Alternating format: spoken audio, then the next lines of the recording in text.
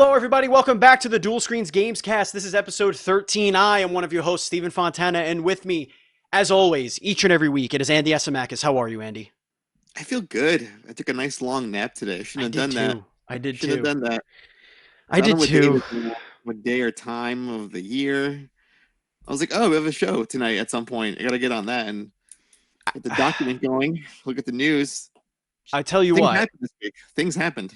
a lot of good things happen. A I lot of mean, things, yeah, a lot of big yeah, things. yeah, by our standards. Sure. I also took a nap. I took a 2-hour siesta between 5 and 7. Woke up, had some chicken parmigiana, threw some Ooh. gnocchi in my mouth, sent that down the gullet. Got some seltzer freshly bubbling in my stomach as well, moving the saliva around my mouth. But the biggest thing that's making me salivate is our guest host this week. That's right. Our guest host is none other than Mr. Badbit himself, Joseph Moran. How are you? Hi, I'm all right. I'm addicted to Animal Crossing. It's become a that. problem. Look at Hi, that. Joe. That sexy piece of man flesh on the camera there. I'm loving it. Hi, what's All going about on, that. man? Don't Yeah. worry, Yeah. we are definitely going to get into Animal Crossing, but this, for those who don't know, this is the Dual Screens Gamescast. This is a show where Andy and I, and sometimes a third wheel, go over the top stories from the biggest three companies, and we debate who had the best week and worst week, as well as discussing gaming's past, present, and future. The Dual Screens Gamescast posts each and every Monday for your listening pleasure on your podcast service of choice, including Podbean, YouTube, iHeartRadio, Spotify, and our YouTube channel is youtube.com/dualscreens.tv. And of course, we record this live on twitch.tv/dualscreenstream. So if you are watching or listening later and you want to be a part of the show live, go Sunday, 9 p.m. twitch.tv/dualscreenstreams. You could chat with us in the chat. We acknowledge you for specific periods of the show.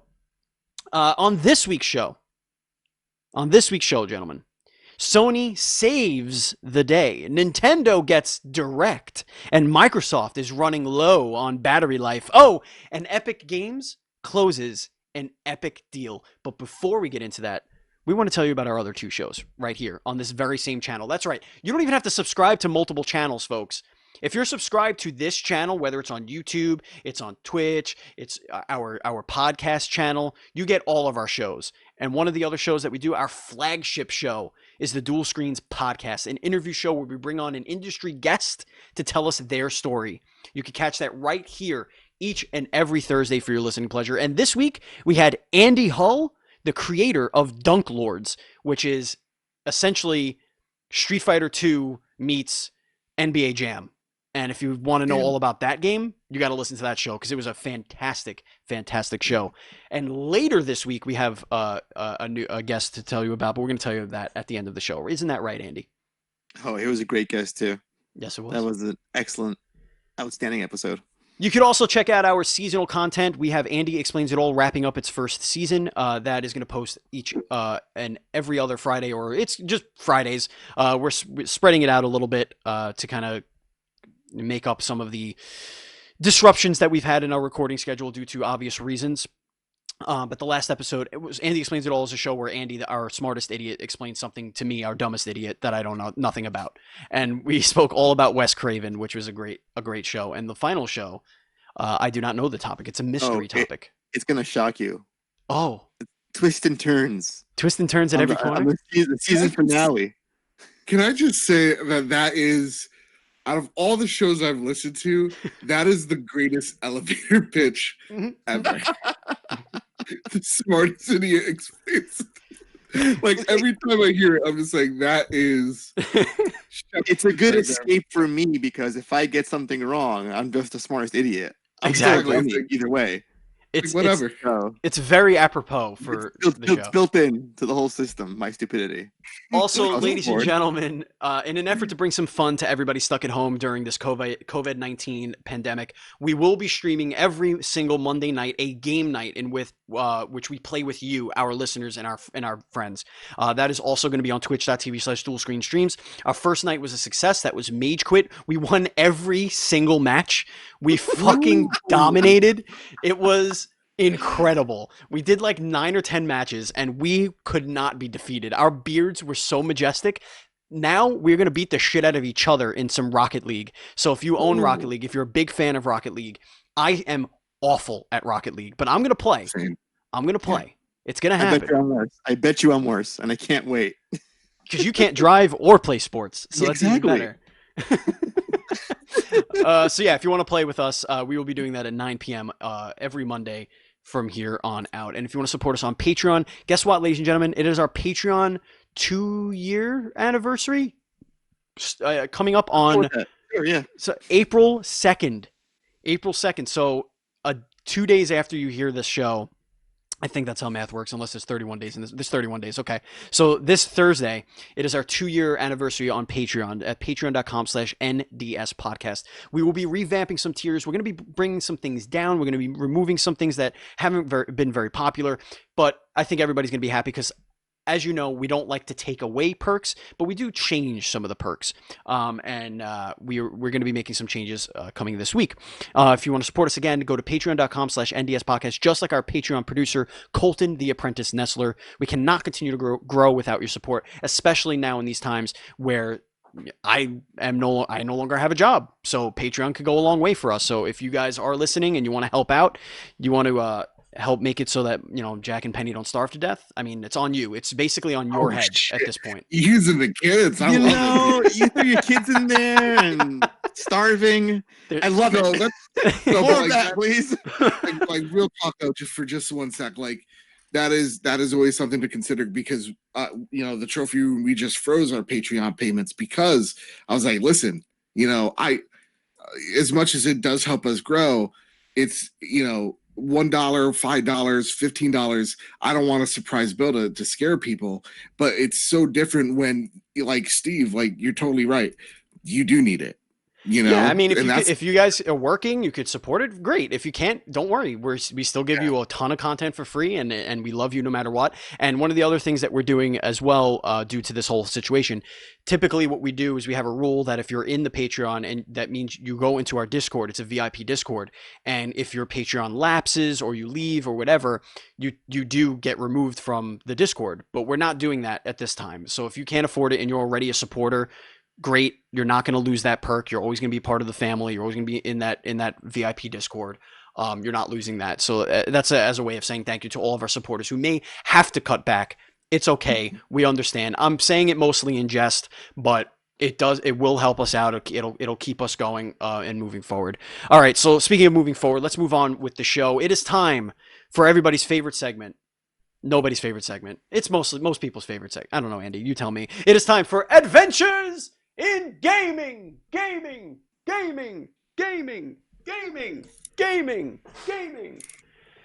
Mr. Badbit as our guest. I want to those gaming things you say. I think there might have been 7 that time. Yeah.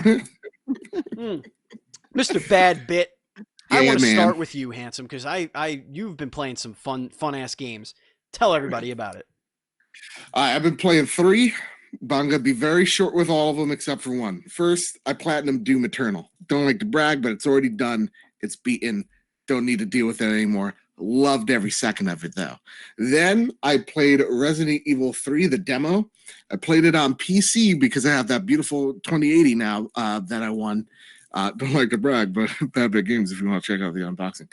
I can't play with mouse. Very good content. Oh, thank you, man. I can't play with mouse and keyboard. That was super apparent from the gameplay. And yeah, man, it like beautiful, but I was just like, okay, I need to play this on PS4. And God, it's chef's kiss. It is so dang good. It is more of the action that you expect or that you got from Resident Evil 2 with this dodge mechanic that is really hard to master, but I feel like once you get the hang of it, you'll be able to actually get away from zombies and they won't be just grabbing onto you and biting your neck and stuff like that. Unless you're into it, whatever. I'm not gonna judge. You never know. Fantastic. I loved every second of it. Can't wait for Friday to come. And then last but not leastly, I was waiting on the Satisfy Go case to come in. I have been playing and addicted to Animal Crossing. Andy, you were talking about how you were napping for 2 hours. I was literally in bed, adjustable base on my bed, so I'm just like kind of sitting down, like covered, like some type of stasis, and just playing this game for hours on end. Like I'm not focusing. I'm not watching Anderson Cooper being beautiful and majestic on TV. I'm get to a raccoon, and that's all I ever wanted in life. So there I am, man. That's what I've been playing. I've been addicted to Animal Crossing, and it's gonna be this and RE3 while I wait for Final Fantasy VII Remake. I not since Breath of the Wild have I played my Switch to the point where it has died on me. So yeah, Animal Crossing's pretty damn good. Andy, what have you been playing these days? I am fully balls deep in Doom right now. It is so much fun to play. It's indescribable how much joy that game can give you. Now, what difficulty are you playing on, by the way? I'm playing on Nightmare. Oh shit! Because I hate myself a little bit, and it takes me like an hour to clear like a basic room, like a mob of enemies. Maybe 2 hours.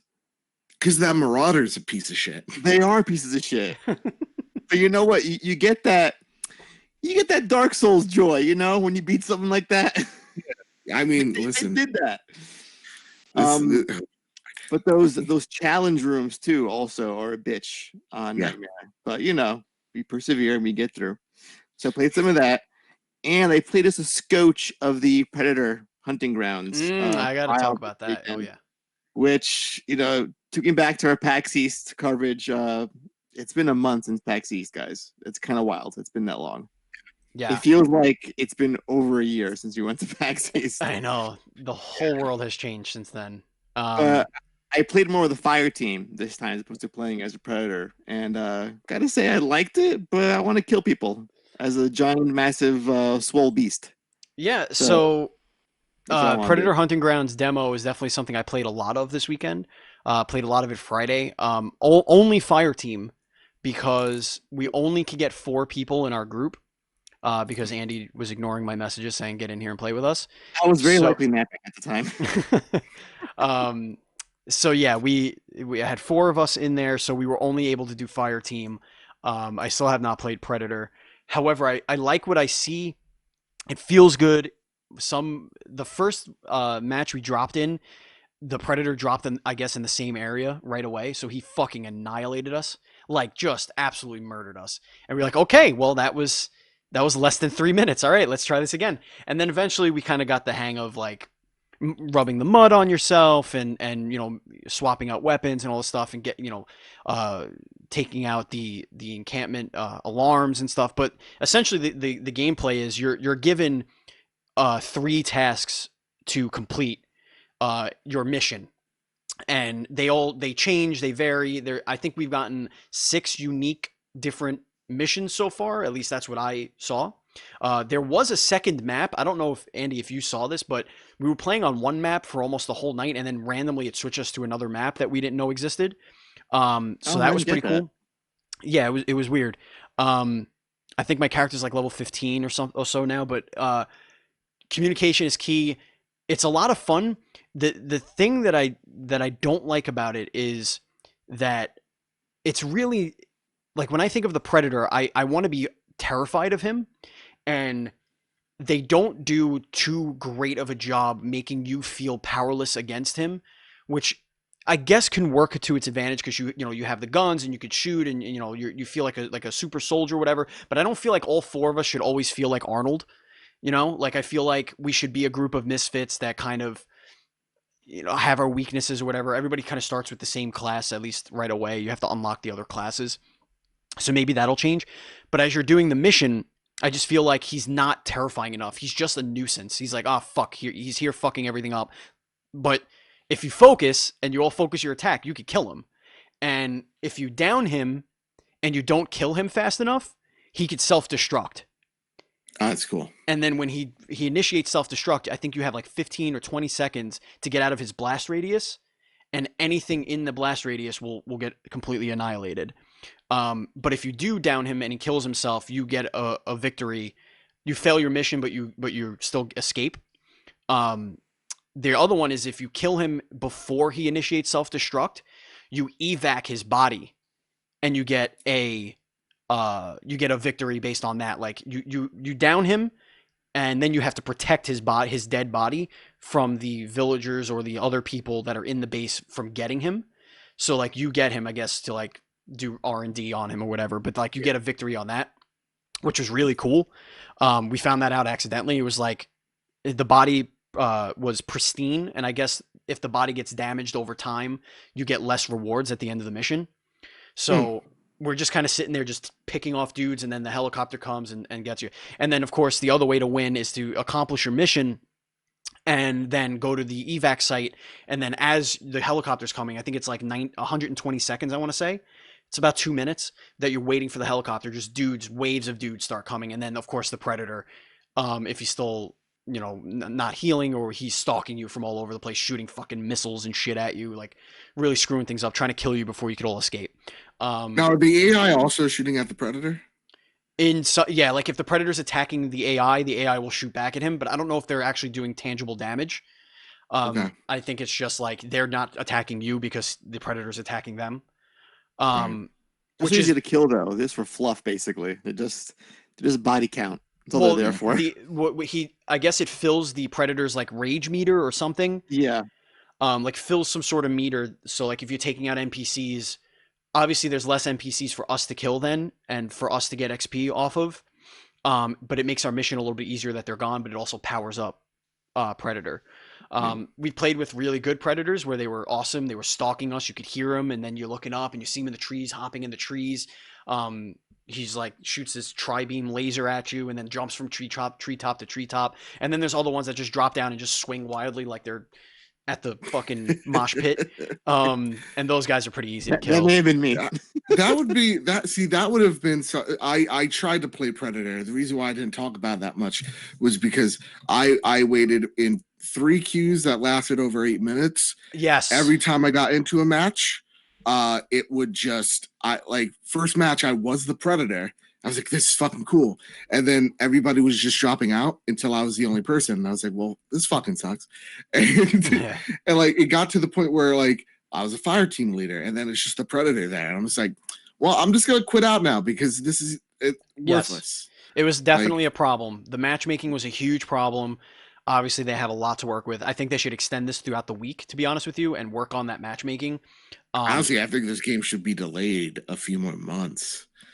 Like, bring this till July or something. I think personally, it's a good, while everybody's home, it's a good time to have a game like this.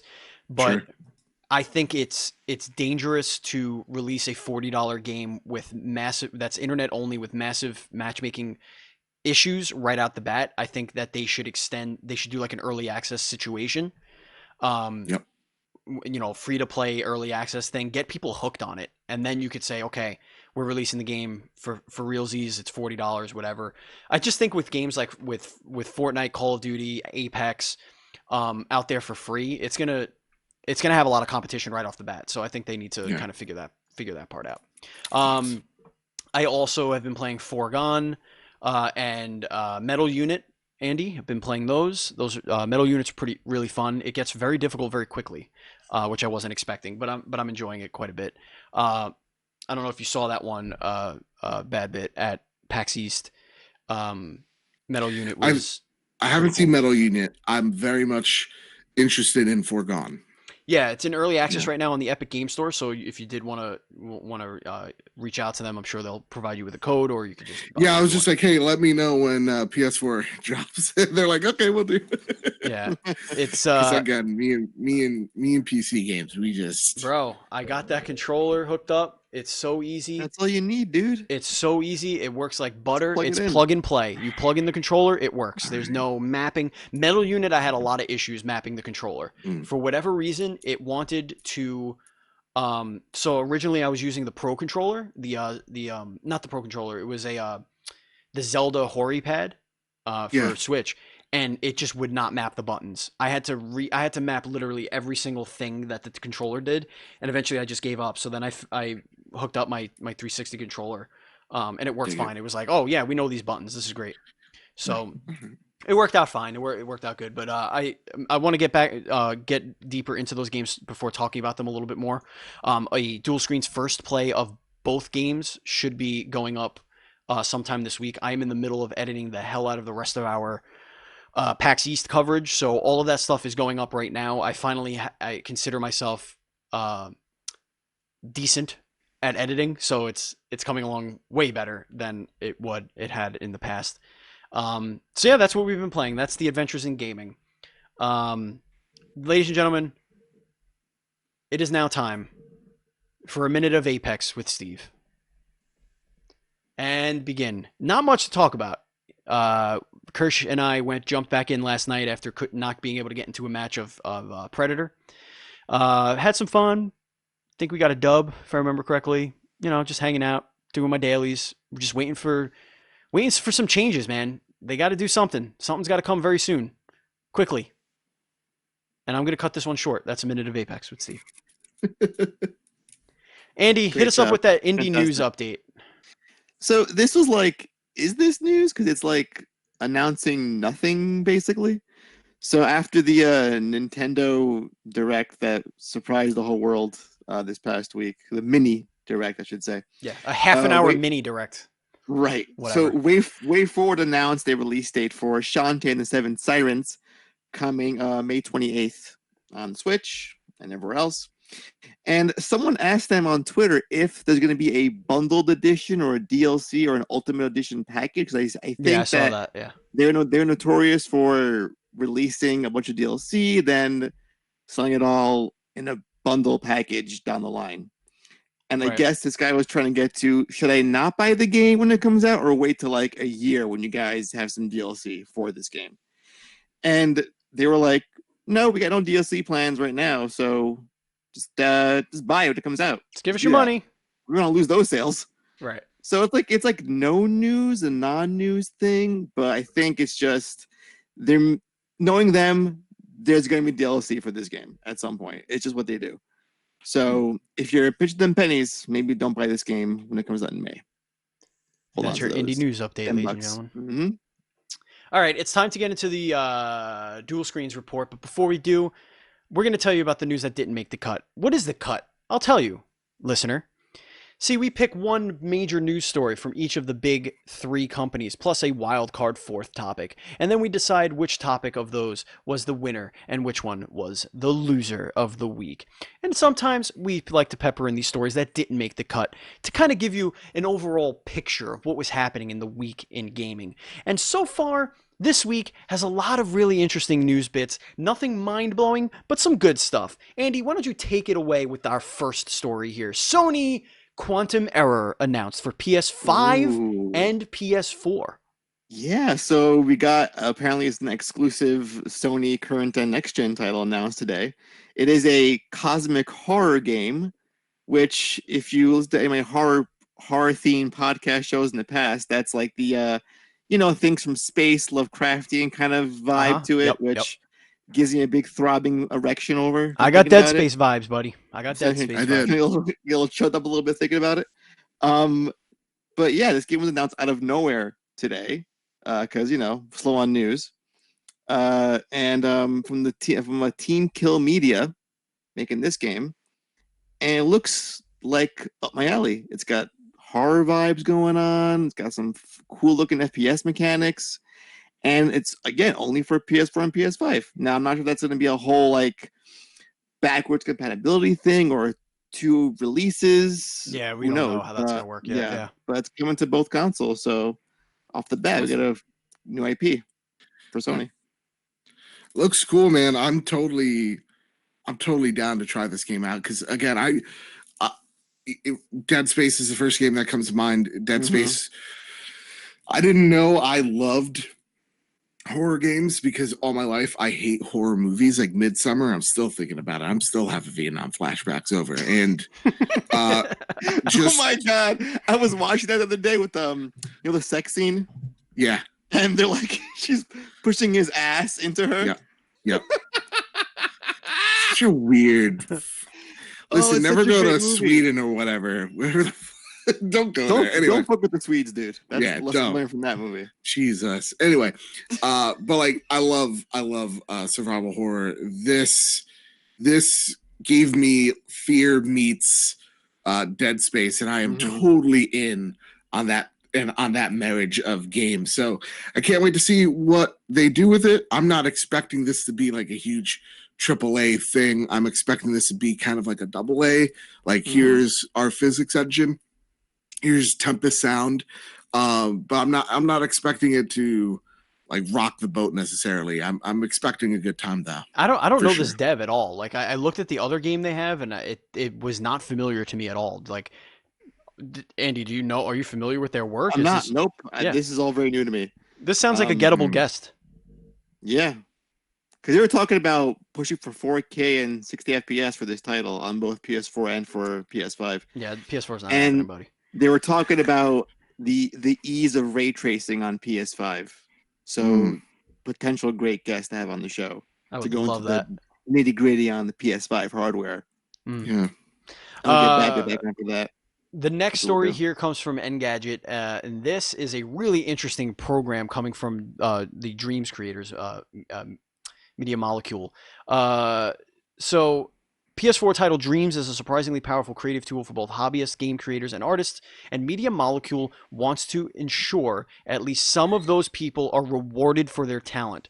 The studio has launched a beta evaluation program that will let creators sell their work, quote, off PlayStation, say to produce a music video or poster or something. So not a game, but if you're making some sort of multimedia and you want to sell that creative work, they're going to treat Dreams as a creative suite for those people. I guess, maybe Dan Cool of the podcast Beyond Facebook group, he made a bunch of PS5 mock-ups that are actually being pulled and used in all over the internet when people talk about PS5. It's really funny. But maybe for somebody like him, he could make his mock-ups and sell them, or keep or claim them as his own works, as opposed to Dreams claiming it as, or PlayStation claiming it as their work. So that's a really cool idea. So you're not guaranteed to get in. It's an early access members only that are in good standing with a body of work. So whatever that means. But yeah, that was an interesting story. Andy, I want to kick this next one over to you because I feel like you're gonna be the best one to tell this story. This is ridiculous. So apparently, Microsoft, as of 10 p.m. and between 10 p.m. midnight tonight, they'll be finalizing a deal to purchase the entire gaming catalog from Konami. So Silent Hill, Metal Gear, Castlevania, Contra, all that good stuff is going to be owned entirely by Microsoft. This is part of the it comes from a paste bin marked as an Xbox E3 spoiler. Just to get into the details here, the deal they've been working on is so expensive for Microsoft they will single-handedly fund a new manufacturing facility Konami has been wanting to build to focus on new R&D for gambling devices. Also in this, evidently, they will still pay royalties to Konami for any remasters of their existing IP. So how does that work? If you flat out buy all the rights to the games, why are you still paying royalties to Konami? Why are they involved in any way you perform? I don't get this. Not just that, but like they're like, okay, so this rumor is so bullshit on so many different levels that I feel like they were just like, hey, listen, gang, we know Konami is hot right now because the whole Silent Hills thing. Let's just throw a pie in the sky in a total opposite direction. Sure, you're right. The only whiff of shit is that Microsoft wants to buy a Japanese studio, or Phil Spencer said it on an offhand comment. This isn't happening for so many reasons. First off, they're gambling machines, they're pachinko machines they make bank off of. So much money. So much money. They're also a real estate company. So the fact of the matter is that Konami is not being sold off. And even if there is so much, guys. Like, okay, you have Metal Gear. Who's going to make it? Maybe Kojima, maybe if he wants to actually go back to that well. But like, who's actually going to go back and make a Castlevania game other than right? Unless they're able to hit a grand slam and the fucking stars align and Jesus comes back from the dead. He's like, "What up, y'all? This ain't happening." Because there's so many things to make this good. Microsoft could buy whatever they want. right? If they're making another, Metal Gear, what was the one that Survive 2? Survive. That's not going to matter. Survive 2. No Now, one wants the that. biggest thing, the biggest giveaway for me saying that this was bullshit is that it's all of it. It's an E3 spoiler. Yeah. Meanwhile, any acquisition, any contract or of an acquisition is public the second it is signed by any party on either end. So it's not like they would be able to keep it a secret until fucking E3. No, they would be like, we got this. Yeah, here it is. Oh, guess what? You Googled contract and you found it. There it is. Because all that shit becomes public knowledge. Also, I wouldn't trust Microsoft to have the right teams to create the proper Metal Gear, Castlevania, Silent Hill games. They'd be too. What do you mean? They purchased 16 studios and 9 of them were studios that made nothing but mobile games. So bro, it'd be Gears of War will be the next Metal Gear. That's what it's gonna look like. Metal Gears of War. Honestly, it's the same. Also, it's the same thing going back to why would Sony want Metal Gear Solid? Why would Sony want Silent Hills? Why wouldn't you just make? Why would you make have Kojima just make a spiritual successor, and you don't have to buy any of that IP? You know what though? I will say. How about this? Have Sony and Kojima and Bend make a new Siphon Filter game. That's what you should do. Go for it. There's a whole catalog that both Microsoft and Sony could explore that I think people would want more than Silent Hills, than Metal Gear. This just isn't. I think that Metal Gear means a lot to Sony, and I think going forward they're going to have to start talking about their backwards compatibility in a more open fashion. And I think if they did purchase a Metal Gear, then the legacy of Metal Gear would exist only on PlayStation at that point. And I think that's kind of important to them because it was that way for a while, and then Twin Snakes and all that kind of stuff happened. If it was a Nintendo thing, and then Metal Gear Solid was a Sony thing, and then people think of PlayStation when they think of these games for many years, Resident Evil included. I mean, those games looked like shit on N64. I remember they ran like crap. The only one that was worth it that you could play off of PlayStation was Code Veronica X. Or Code Veronica. So I just think that it makes more sense for them to at least pursue the property right or the IP rights or whatever, or licensing them or whatever, at least for the next gen. But I think for both it's kind of bullshit. I think it would be great if either of them did it. It would be a boondoggle for them just because of the richness of the IP. But I don't think it's happening. Yeah, I really do think. You'll probably hear soon that there is some type of partnership between Kojima and Sony and the I forget his name because I'm bad at pronunciation. The creator of Silent Hills, and that they are making something akin to a PT or a Silent Hills. Again, I don't see what Microsoft gets out of buying all those IP. Because the original creators are gone, so you're just buying a husk of a thing. So also, a lot of those creators are now with Sony that have worked on, and they're doing their own Gravity Rush. Yeah. So I don't see this as a reality. Right. Good on you, Microsoft, if you do it. I guess. Coming to Xbox Games Pass, Square Enix, the remaster of Nier Replicant was announced. Now I want to read this little down here. This is coming from xboxera.com. Square Enix has promised to add new elements Tot He game with fully voiced dialogues. Okay. All right. Can you make the combat better? Tot He game. Yep. New elements Tot He game. Sure. Not to the game. Tot He game. Fix your shit, Xbox Era. So just so people know, this is not it's not a Platinum Games development. So if you're hoping for the same kind of Automata gameplay, you'll be woefully disappointed. Now I thought this was a remaster of the original. It's a remaster of Replicant, which is it's a prequel. Not a prequel. It's before Automata's story takes place. Much better story, but the gameplay is Trish. Very much ass. Okay. Ass. All right, then since it's ass, let's just move along because I don't know that Yeah. that We move on. All right, this is a very interesting little tidbit here. Dual screens. We have our Animal Crossing review up by Thornstone. Gonna read the conclusion as we do on whenever we review something.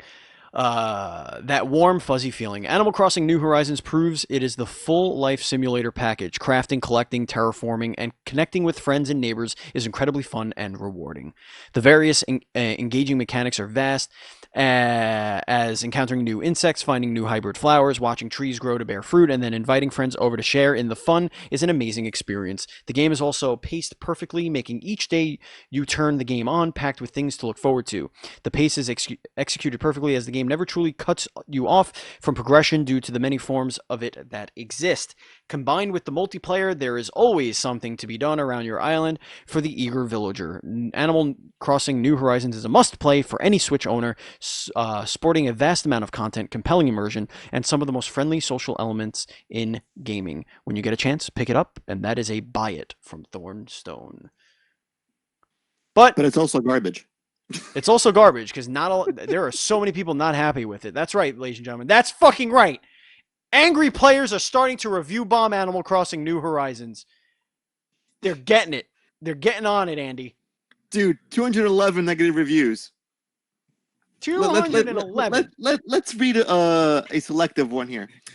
If you have more than one person in your home that wants to play the game, you need 2 Switches.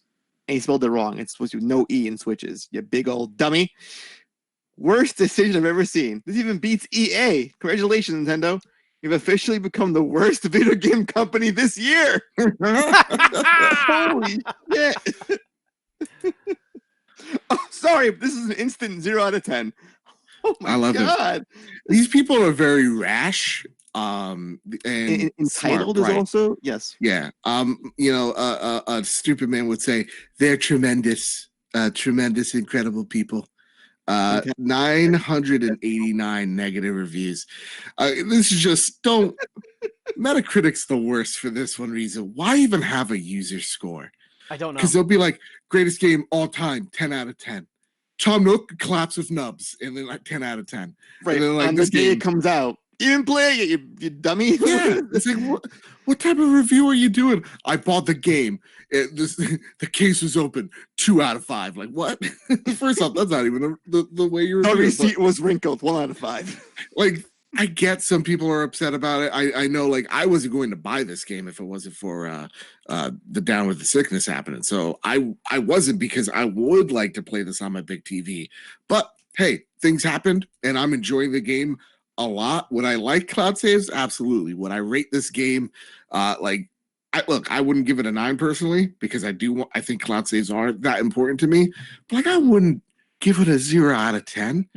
You know, it cripples the whole game. Don't you see how this works? Right right where it says it's unplayable score, now. Where it says user score, mixed or average reviews based on 625 ratings. Right under that, it said, "Reminder: this is all bullshit." Or reminder: none of this matters. Yeah. All right. We have 2 more quick stories that did not make the cut here. Castlevania Season 4 is confirmed for Netflix. Hell yeah. Just gives me another reason to try and binge watch all 3 seasons. And another reason why this thing is not getting bought by Xbox. Well, they're going to pay Konami and Netflix royalties to show this thing on Netflix, because that's how it's going to be. That's how deals work. That's how it's going to go down. All right. Love it. All right. So this last one is a duplicate story, Andy? No, you're a dum-dum. Because the one above that was not about the remaster. It was about it was the same shit. It was about Games Pass coming to Japan. Oh, and Nier Automata, whatever the hell, God of the Year edition, was coming to Game Pass. Oh, well, whatever. Thanks. Big ol' L for Microsoft. Anyway, let's move along. Hey, that one guy who owns an Xbox is going to enjoy this in Japan, right? One guy. I would enjoy an Xbox. Hey man, they're making strides. They no joke. They're making strides over there. They're doing the thing. They're doing the dang thing. They're trying. Right. But that one guy in Japan's really happy about it. Unless they're hard, Yeah, in Japan for sure. There's like 56 people that bought that. thing. All right, so let's get into the dual screens report, and this is where I want to kick it over to Mr. Badbit. Mr. Badbit, let's start off with let's start with Microsoft. Let's do the controller blunders. I like this little story. This is definitely one of those fancy Sony pony stories that Andy put in this doc just to piss off Buzz Killington in our chat. Yes, I did. You know me so well. All right. Oh, look at him. He's got his controller in hand. I got it. I got the Elite version too. You know, I'm not a scrub. I know what's up. I know what's popping in the streets. But you might be a scrub if you buy it for the next gen, though. And why is that? Why is that? Oh, would you like me to read it? Oh, yeah. Take it away. You should. Oh, It's geez, all you, okay. baby. You're our guest. Take it All away. right, all right, We cool. monopolized the did not make the cut list. Yeah. Okay. All right. The whole thing. This whole lot. No, just I'm gonna do it. bits and pieces. Doesn't matter. All right. Okay. Cool. Whatever Listen, you feel like. Microsoft explains why the Xbox Series X controller still uses batteries. Okay. So Microsoft has by now dropped a great deal of info on the Xbox Series X new controller, and we know quite a bit about the iterative improvements it will be making over its predecessor, from the inclusion of the share button to upgrades to its many things like the D-pad, the analog sticks. And one quite interesting piece of info has emerged that the new controller is in fact much like the Xbox One controller. It will be using AA batteries. Speaking to Digital Foundry, Jason Ronald, partnered director of programming management at Xbox, said the split between people who want rechargeable controllers or who prefer batteries is roughly 50-50. So giving players the option to use a rechargeable battery pack if it strikes a best of both worlds situation. Power to the players, you know what I mean? Power to the players. Did he get that stat from China? Here's the thing. I just want. I'm going to be real with you, okay? You be real. I love this controller. It's honest to God, the version 2 Elite controller is best controller ever made. It's not even close. I love the Xbox One controller as is. I think both controllers right now are great, and I think that they do make a very compelling argument with sticking with AA's. I talk to a lot of Xbox fans, and I think, listen, it's not scientific, but it always goes down to, yeah, I love AA's. I don't want rechargeables, or yeah, I want the rechargeable batteries. AA's suck, and it's for a bevy of reasons. For example, if you own a DualShock controller for over a year, you'll already know that battery sucks. It's awful. After 2 hours, you need a new one. Like, it's just how it is. And not having that ability of taking the battery out and replacing it does suck. Whereas with the Xbox One, you can have an awesome battery inside of it that lasts over 20 plus hours, and you have that option of kind of playing around with what you want in the controller. So to me, I'm going to be real with you guys. I understand the batteries. I don't necessarily agree with it. But I do understand whether it's a 50-50 split. Buzz Killington in our chat says he'd rather switch batteries than have to buy a new controller. I mean, Exactly, I replaced the batteries. You in don't my buy a new DualShocks. controller. What is this nonsense? Well, I mean, if the battery dies and you don't want to open it up, I guess you do buy a new controller. Yeah. I opened mine up and replaced it. I bought the part off of from China, the cheap battery from China. It was like $20. China, and I took care of it. For me, I'm a big dumb idiot. I did that once and it worked, and then the other time, the right trigger died on me, or I did something wrong, and then I just returned it to GameStop, and as you do. But yeah, so I totally get this. Yeah. Can I just, to be on the opposing side here, I just feel like when it just seems odd to me to say you have the world's most powerful new console, but you need batteries to play with the controllers. It seems like a mixed messaging. So what we have is ostensibly the Game Gear of controllers now, is what Microsoft has going on for them. Dude, listen, honest to God, my dildo takes a rechargeable battery. All right. And we're in a Stone Age. You could just make a detachable rechargeable battery, right? Didn't they do that for 360? Wasn't there that little pack? Why don't you just bundle it with a battery pack that's rechargeable? Yeah. Do that. I mean, Actually, that'd do be that. nice. But then also, That's a good midway point. you have to think about shipping because batteries explode if depending on how you're shipping it. You So do a like voucher. Well, Amazon voucher. They didn't have the issue with the 360 one. Like they had that little battery pack thing that you could recharge that snaps Oh, wait a into minute. the thing. Yeah. You could just do that. Actually, when I bought my Xbox One controller for the PC, it came with batteries. Yep. So just send ones that are rechargeable off the bat. That's what you got to do. I mean, honestly, we're fine, splitting but it hairs here. cuts You could just costs, buy yeah. rechargeable batteries. Like AA's are you could buy rechargeable AA batteries. They have like a 6-month shelf life anyway. I mean, who gives a shit? That's what my my nephews used to do because they would have to replace the batteries in their Wii remotes all the goddamn time. So they would just have 3 outlets in the house had 4 AA's charging at all times Jesus. for them Jesus. to swap out batteries. Yeah, they went hard. They went after it pretty hard. Right. All right, so the next story here, Andy, I want you to take this one. This is Sony's story. Ooh, this one is made me very happy. So Sony recently did a patent for the PS5, and let me pull this up right now. For their gameplay booting, which lets you choose what you load. That's right. Now, when I read this, it seemed more akin to what save states are, like an emulation. Mhm. So, to read this bit from mpfirst.com, Bit? if the page would load. That's me. That's me. That's yes, that is him. That's Okay. Despite the PS5's impressive SSD speeds, it would appear that Sony is looking into ways to further increase the boot time to play games, as the latest in PlayStation patents reveals custom game templates that will launch games directly into gameplay. All right, so it really feels to me like there was this thing with Microsoft where you can have up to 4 or 5 games in different states where you lastly off to kind of boot where you last left them off. This seems like it's going to be all your games will be in a certain place. You can save and just boot right where you last left off. That'd be cool if you didn't have to go to if that's true. Yeah, if you didn't have to go to like a loading screen or a menu or anything like that to kind of get into your game, I'm all for it, man. That's the future to me. Like teraflops can only take you so far, man. Just change the way games are made. Like it's all about quality of life at this point. If they'll be so strong, these systems, I want to make the experience better, not just visually more attractive. I mean, I'm past looks at this point in my old age. For me, in my old age, for me, I still need to see how this thing is actually gonna, how this is gonna work. We've seen it briefly with Spider-Man, but I would like an official look at how the solid state and the speed of which actually work. So hopefully we're getting that news sooner rather than later in a state of play.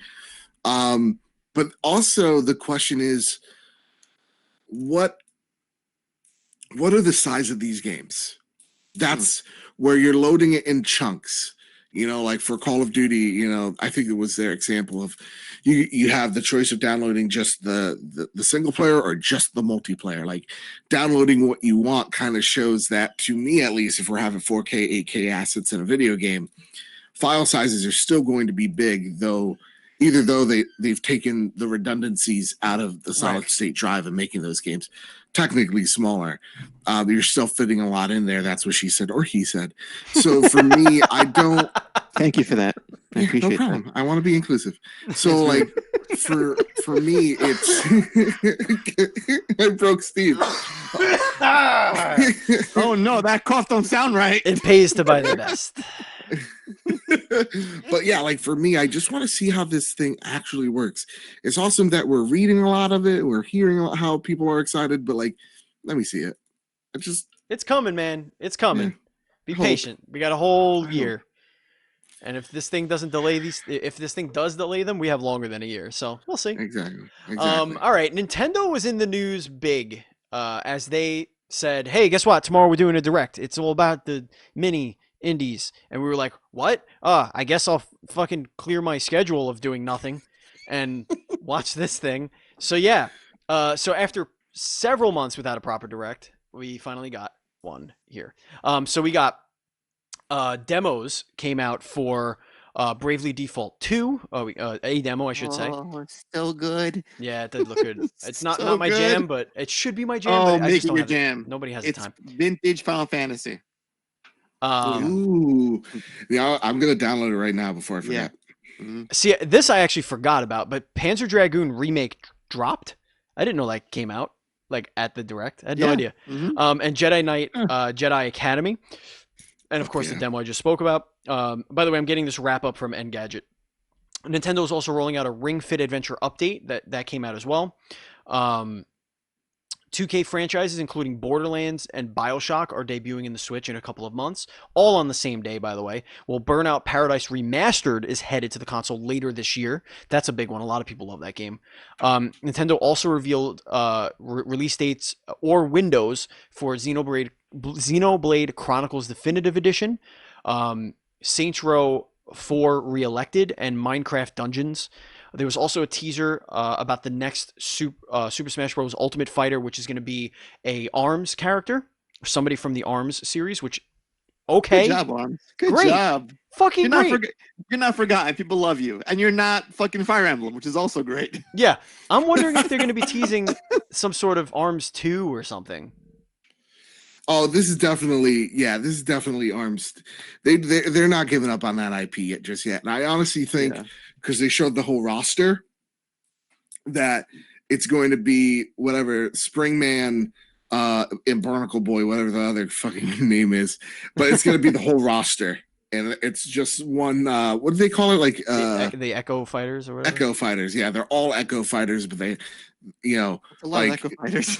Yeah, I know, but like that again, that screen as well. You could do maybe. Yeah, I mean, yeah. So I think it's Springman, Barnacle Boy, no, and like the Mummy Springman and the girl. The what the hell was her character? Yeah, the other one, his counterpart. The two, the main characters. Twinzel. No, sure. No. She was the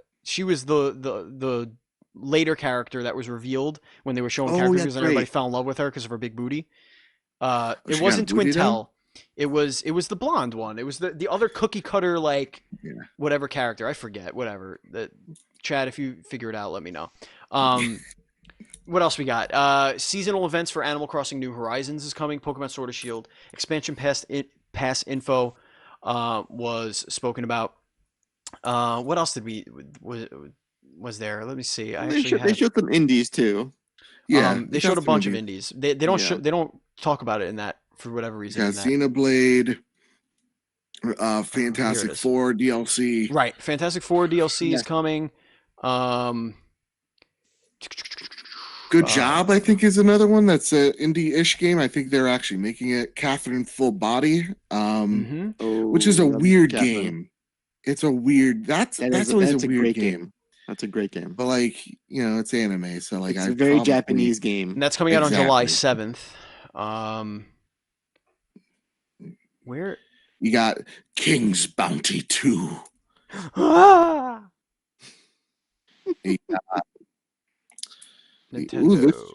Listen, this chick from Bravely Default, she got it. She cute. Whoa! She's no ring a bell though. He was my boy in the original. His little onesie, his little ass crack showing. You're a onesie guy? You like onesies? C'est magnifique. With the trap door? I'm a fan of as much flesh showing as possible. Understood. So the onesie highlights that aspect. Understood. All right, what's our wild card this week, Andy? Only one wild card this week, Steven. That's the obvious. Epic Games did an epic move, and they got the publishing rights for Remedy, Playdead, and Gen Design. This is huge. So, huge. So Remedy, of course, known for Alan Wake, Control, and Quantum Break, which wasn't that great. Playdead with Limbo and recently Inside. And Gen Design was a studio formed after, I guess, Team Ico, when they made Ico, Shadow of the Colossus, and this new name was formed when they worked on The Last Guardian. So, huge deal for Epic, just buying all the shit and saying, hey guys, we're going to win the storefront wars, because we're all the great shit's coming to our storefront.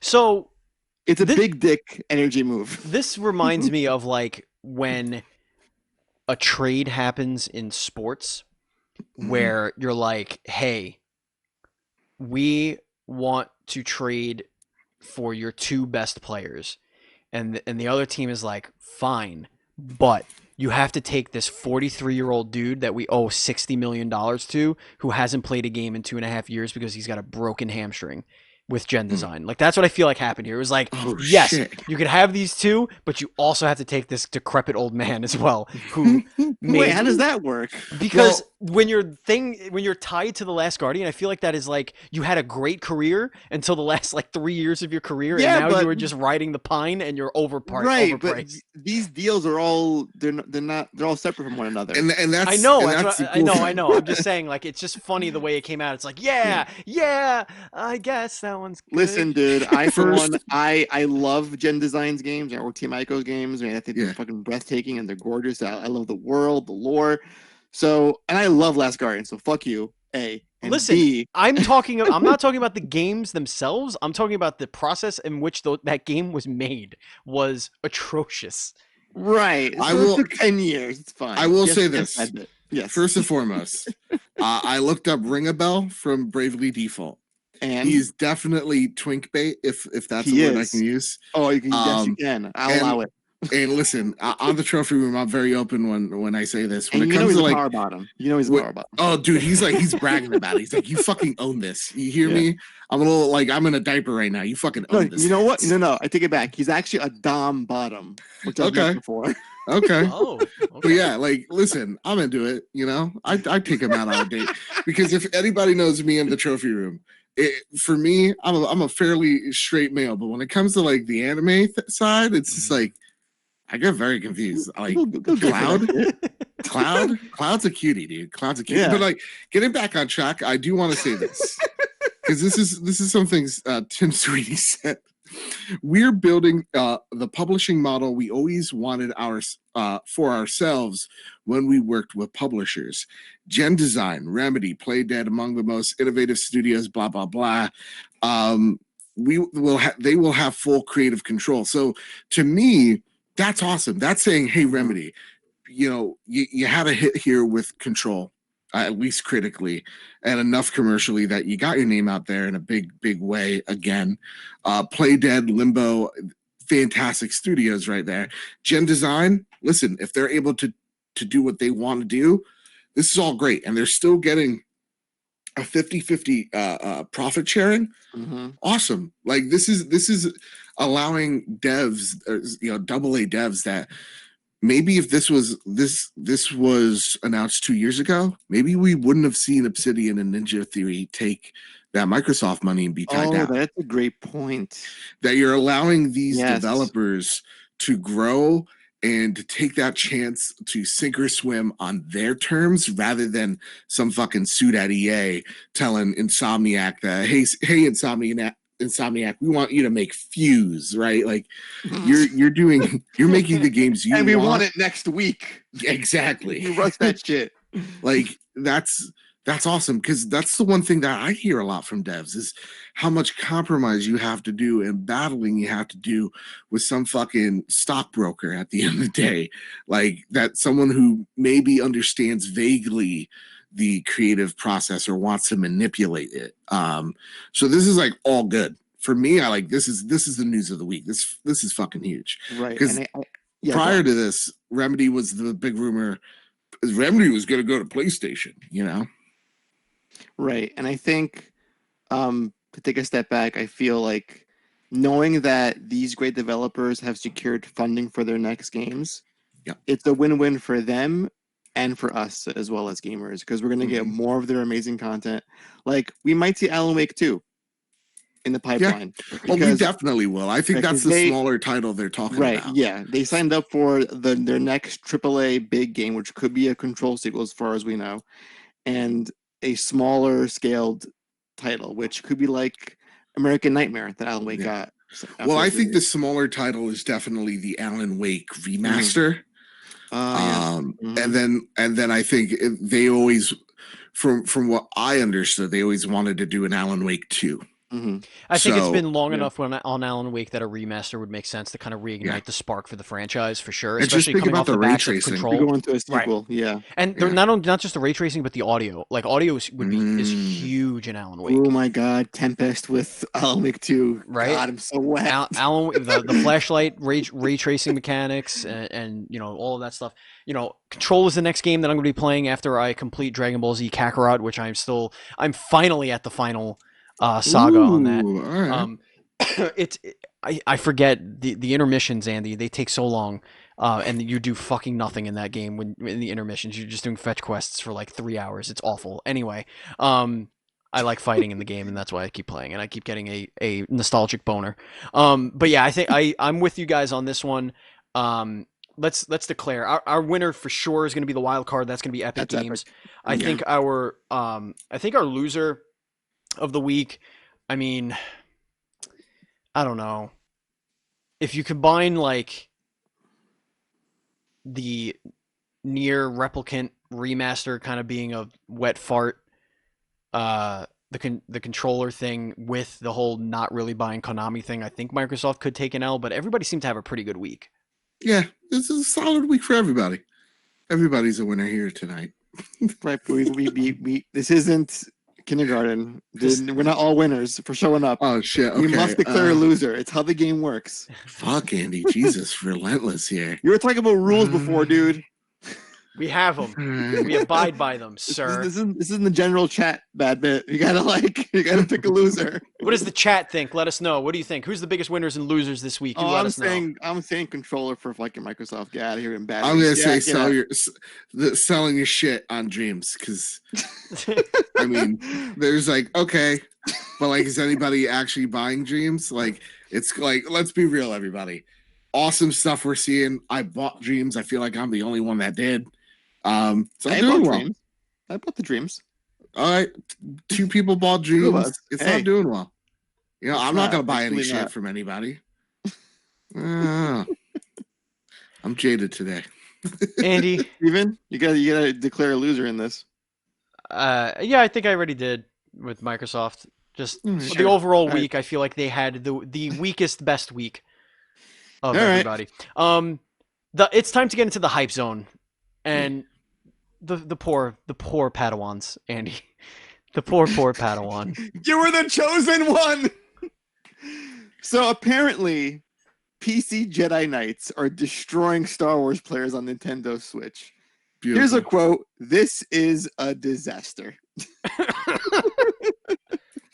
Beautiful. All right, so from NintendoLife.com, Star Wars Jedi Knight and Jedi Calamity has finally been released on Nintendo Switch, but there seems to be a disturbance in the Force. There is reportedly an issue with the game's online multiplayer component. While there's no mention of crossplay feature in the official Nintendo description, right now, PC players are able to join the Switch matches, and it's causing all sorts of trouble. Here's a quote from user Max Payment on Reset Era.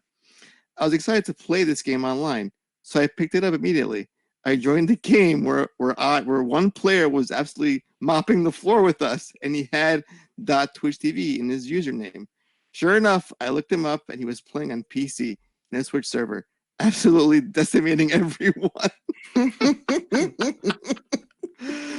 The last part of the quote is the best part.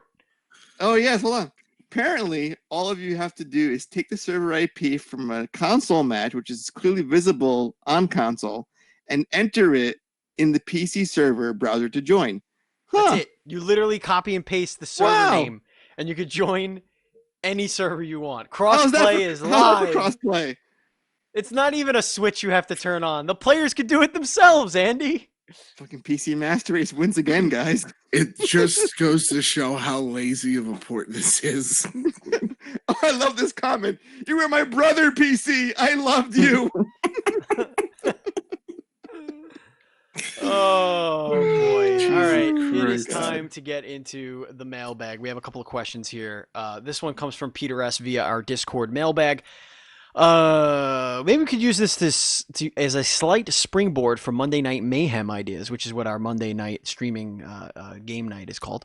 What is your favorite couch co-op game of all time? Mr. Badbit, I'm going to start with you. Favorite couch co-op game of all time. All couch cooperative of all time. Cooperative. There is one that comes to mind. It's not necessarily couch co-op, but fuck it, I'm gonna do it. All right, I'm gonna tell you a story. I'm gonna tell you a tale. Story time, folks. Buckle up, kids. It's gonna get fucking wild. When I was a child, my brother and I, we drove to our uncle's cabin in Cape Cod. It was a duplex, right? Nice. And he was burning shit in the backyard. And we were like, just like burning brush or whatever. And I took a branch, and it was poison ivy, and I threw it in. And the poison ivy smoke hit me in the eyes, and I inhaled it. Oh no! I should have died because I inhaled the smoke, but I didn't. And my face was so fucking puffed up and disgusting that for 3 or 4 days straight, the only thing my brother and I can do, luckily we brought our Xbox, we played Halo, Combat Evolved.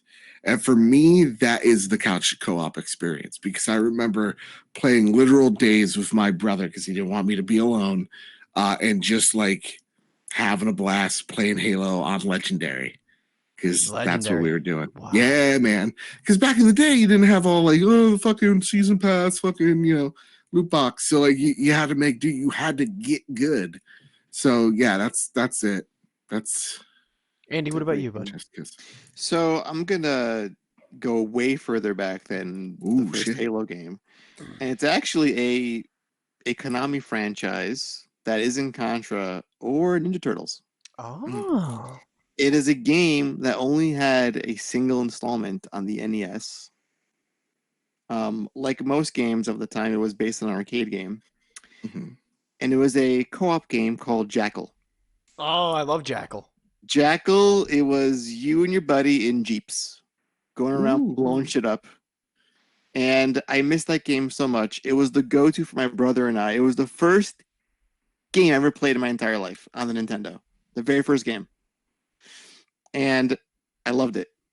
And I need that franchise to come back. It's so good. It's got great music. It's got a decent challenge to it about getting good. That's like back then. You had to be good to beat these games. It's a Jackal. Nintendo. Yes. Jackal. It's a Jackal. Yeah. That's what I was thinking in my head too. Caneless in the chat mentions Borderlands, and that was going to be my answer. So now I'm going to change my answer. Ooh. This is a game that I had so much stupid ass fun. I have two answers. Okay. Okay. Any MLB game. Like, as a kid, when you're sitting with your friend, staying up till like 4:30 in the morning, passing the controller, making your own custom team, with your created guys, and like, I bat for my guy, he bats for his guy, I pitch, whatever, or like I play defense, he plays offense, whatever it will be. And that means something totally different in the straight community that plays baseball games, Andy. It's like a pitcher and catcher. I know what that's all about. Right. So that's like the first one that I wanted to say, but it's not like a game, it's just a type of game. But I think for me, I had a blast with these two games. A little known franchise. It was just a little teeny tiny blip on the radar, but its whole point, its whole purpose was couch co-op. It was made for it. It was the reason the game existed. It had gratuitous language and violence issues in it. It was really over the top, hokey, like 80s, 90s action movie style shit. Terribly voice acted, but in the best possible way. And I'm, of course, talking of Army of Two. Oh my God. I had so much fun playing those two games. They're cover-based third-person shooter, just Gears of War ripoff, fun split screen, me and my cousin just running through it, just having a blast playing that stupid game. And if I'm going with something more recent, I would go with that. Otherwise, of course, you know me. I'm Knights of the Round. Yeah, I love my couch co-op. Oh, that's your go-to. Bad Bit, it looks like you have another answer. Shout out to Gears, man. Gears 1, I remember coming out of my first hernia surgery, and my mom, being a fucking boss, bought me the limited edition version of that game that stupid me would later trade in because I'm an idiot. Man, my friends playing to like 3, 4 o'clock in the morning. Hell yeah. That game, amazing. Mint. All right, this comes from Kirsch. Do you guys listen to podcast music or something else in the background while you play games? I typically will play on my PS4 and have Twitch open on my laptop just for a little background noise. What's your ideal gaming environment? And I want to tell you this, gentlemen. It is not an ideal gaming environment because when you're playing online with Kirsch and you hear Snowbike Mike yelling at you over the fucking microphone, I can tell you this. It is not ideal for anyone except for Mikey Kirsch. So don't be a Mikey Kirsch, and when you're playing games online, listening to Andy Cortez, the Nitro Rifle Association, or friggin' Snowbike Mike playing video games. But I digress. I'll leave it. Andy, do you listen to podcasts or anything while you're gaming? Actually, I have our YouTube page pulled up, and I put Fox News on to piss you off. Oh, that's great. Steve has a Fox News problem, man. So that recommended list just keeps going in your face. The YouTube recommended list. I'm just like, stop it. Stop. Yeah, because you guys share the fucking channel, so you're just seeing like bullshit and culture on TV or whatever. And he thinks saying for you to stop is to make me stop. It's like, I'm just going to do it harder now. Right wing now. Right wing news now. Like, oh, you're lucky on, that why? Alex Jones got banned off YouTube. Dude, if Kyle and I shared the Bad Big Games YouTube channel, I would just be putting Bloodborne everything. Dude, one time I woke up and it was just mukbang videos. All it was just people eating food. I'm like, what is happening on our channel? You know what? I'm going to move on to anti-vaxxers and flat earthers, all right? That's what I'm going to do. I went down the flat earther wormhole, man. That shit is bananas. I will welcome that. The anti-vax, maybe not so much. That poor guy, he exploded. One less idiot. So listen, gang. Condolences to his family, though, I guess. Or maybe, you know what? Give it a try as well. We need less flat earthers. Anyway. Like find a cliff and just run off and see if anyway. For me, podcasts all the way. That's what my main go-to. So that's how I'm usually like digesting my gaming content, is whether and sometimes it gets in the way because sometimes I'm playing a single player game and I'm so accustomed to like, I don't know, like Easy Allies or Kind of Funny or whoever, and I just bam, like I'm tunnel vision. I can't focus on the single player story, and that kind of fucks me up. But I'm also listening to podcasts when I drive. So no matter what, there's a time of a day where I am listening to a podcast, which is scary now that I'm saying it out loud. The other thing that I do as well is Twitch when I'm listening to, Snowbike Mike's he's such a classic, like, go-to streamer of mine. It's your boy, Snowbike Mike, coming at you live from snowy peaks of, where is it? Lake Colorado. Tahoe. Lake Tahoe, there you go, Colorado. Fuck me. But yeah, like listening to my man Joe after work, who is, like, to me the best streamer out there, not even close. So like I do Twitch, I do YouTube, and when it also comes to Twitch, I'm like, I never bullshit when I'm like, I'll try to support anybody that I can, and so I'm popping in all of these different chats, whether I'm just lurking, whether I'm popping in to say hi, like that's what I'm all about. So I'm trying to get as much content in my little noggin while I'm playing a game as possible. Yeah, for me, I really fucking went crazy with the content. So I have, I looked at myself and I was like, I need to take a picture of this.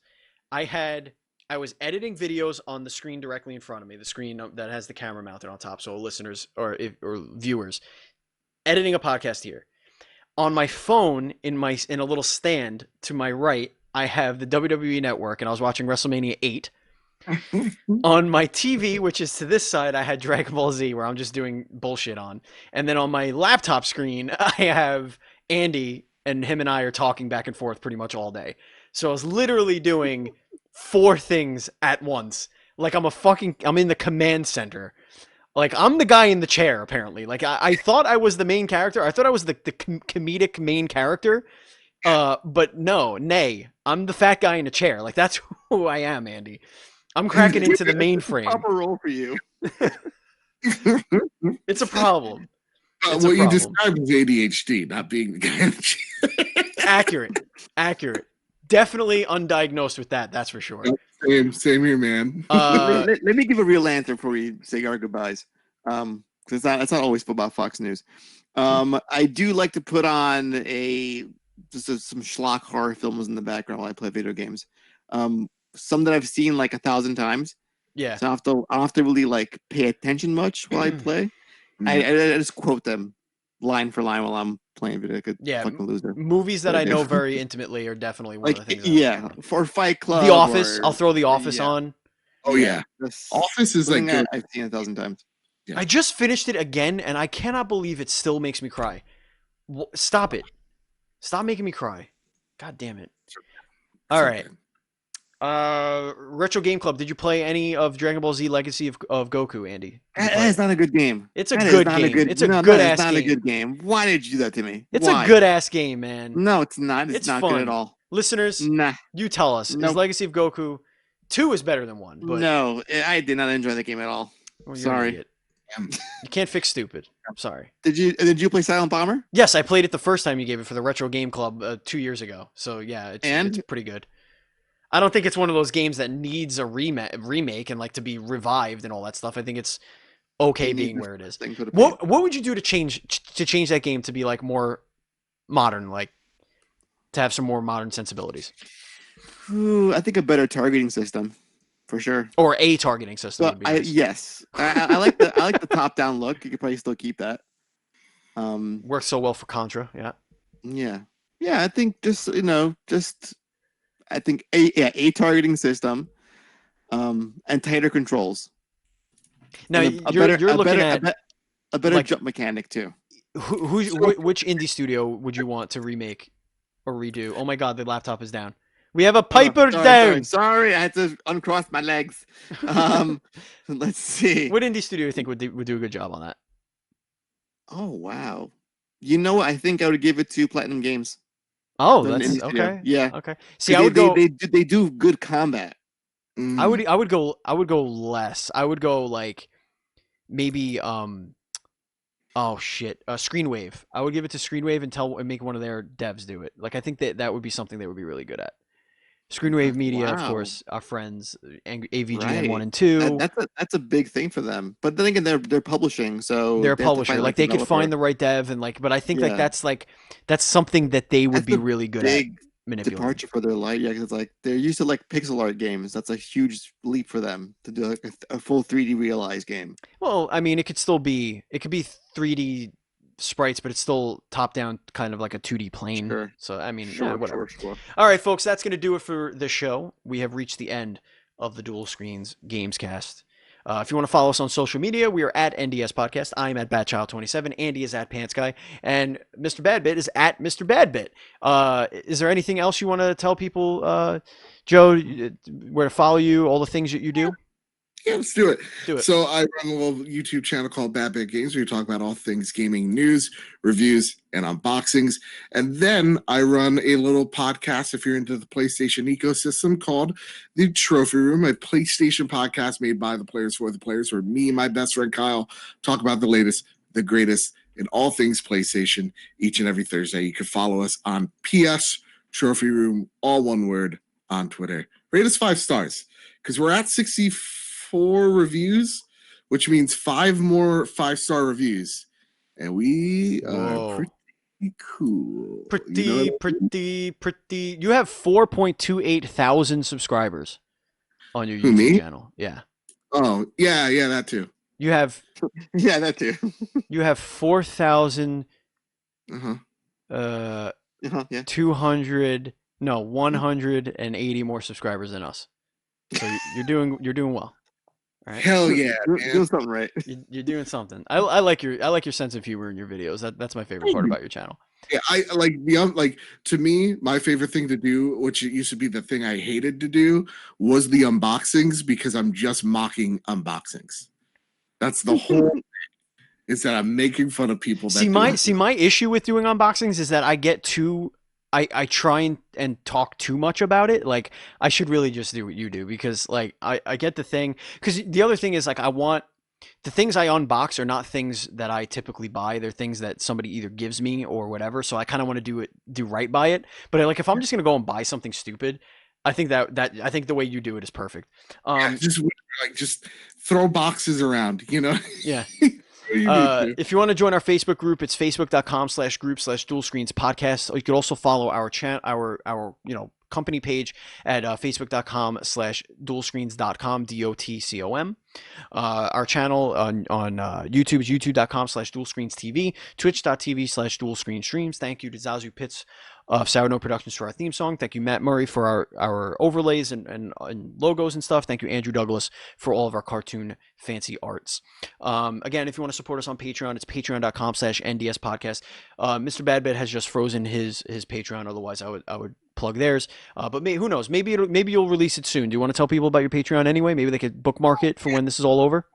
Yeah. So listen, if you want to save the date on it, because I think you can still subscribe to it or whatever, you're just not going to get billed. So the thing that we're doing is whatever rate you're at. So like if you're our silver tier, I think is $15.